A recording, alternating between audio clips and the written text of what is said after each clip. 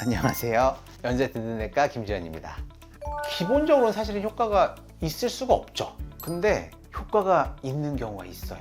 또 우리 위장 운동이라는 건 우리의 심리적인 부분 꽤 많이 좌우를 받거든요. 자율신경이 원래 그래요. 우리가 음식을 먹는데 공포스러운 상황이 생긴다거나 하면은 위장 운동은 떨어집니다. 왜냐하면 정말 필요한 곳으로 모든 혈액과 에너지를 집중시키거든요. 위기 상황, 굉장히 큰 스트레스 상황, 그거는 우리 몸이 위기, 생존 버튼을 눌러버리기 때문에 그러면 심장이 막 뛰어야 된단 말이에요. 그때 혈액을 그쪽으로 보내기 때문에 위나 장, 소화 뭐 이런 거는 사실은 수준으로 밀려나죠. 그래서 그쪽으로 혈액 공급이 떨어지게 되면서 소화가 안 되는 거거든요. 근데 손을 따는 행위가 부교감신경, 교감신경의 작용에 또 다른 어떤 역할을 하게 됩니다. 그러니까 어떤 자극이 새로 생기는 거잖아요. 그 자극이 내 부교감신경과 교감신경의 상황을 좀 바꿔준다는 거예요. 그래서 소화가 안 됐던 게 소화가 되는 느낌이 날 수도 있다는 거죠. 위기 상황인 줄 알았는데 아니야, 이거 아닌 거야, 괜찮은 거야 하면서 가라앉혀 주거든요. 그때 위나 장 쪽의 혈액순환이 다시 활발하게 되면서 소화가 되는 게 아닌가, 저는 이런 생각을 합니다. 근데 원래 이제 우리 이제 신경계라는 거는 플라시보도 어떻게 보면 신경계에 꽤 작용을 하는 거거든요.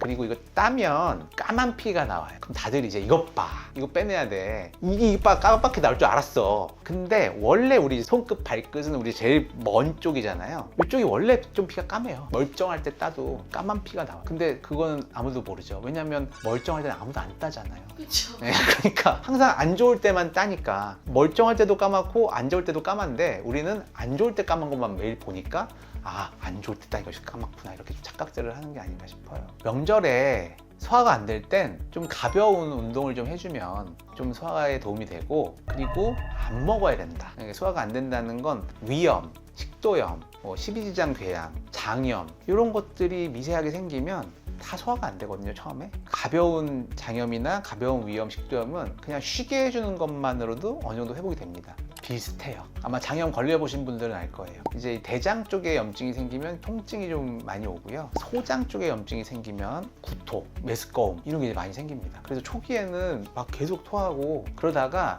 그 다음 단계로 이제 설사를 하게 되는 경우가 많아요. 근데 가벼운 장염은 그냥 토하다가 끝나는 경우도 많아요. 그러니까 장염이라고 생각을 못 할 수 있죠.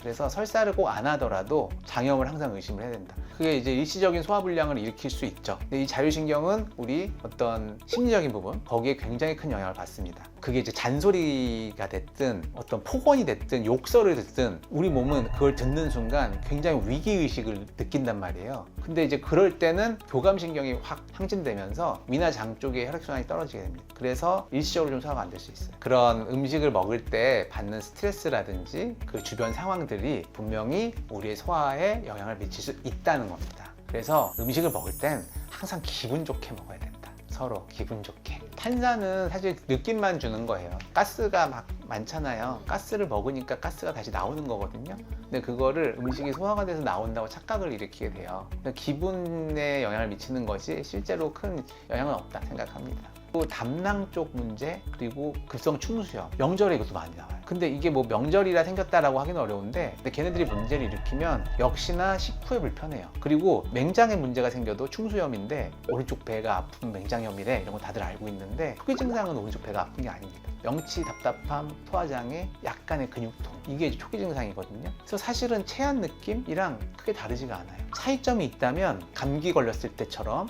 소화가 안 된다, 근데 으슬으슬하지 하면 오른쪽 아래쪽을 꼭 눌러보셔야 돼요. 배꼽에서 8시 방향 정도를 눌러보시면 좋고, 눌렀는데 아프다 하면 이거 지금 맹장 쪽 문제일 수 있습니다. 그리고 담낭은 우리 명치 살짝 오른쪽, 체했는데 거길 눌렀더니 아프다? 그럼 이제 담낭일 수가 있습니다. 그리고 간 수치 올라간 분들 그렇게 많아요. 간 수치가 올라가면 소화가 안 돼요. 수치가 올라가면 약간 미세하게 붓거든요. 그런 것들이 우리 몸에서는 더부룩함으로 느껴지는 거예요. 불편감으로. 그리고 요즘에 이형 간염이 많아요. 좀 비위생적인 음식이나 젓갈류 이런 것들로 옮는다고 되어 있는데, 그거는 환자가 느끼는 건 다 그냥 장염처럼 소화가 안 되고 토했어요.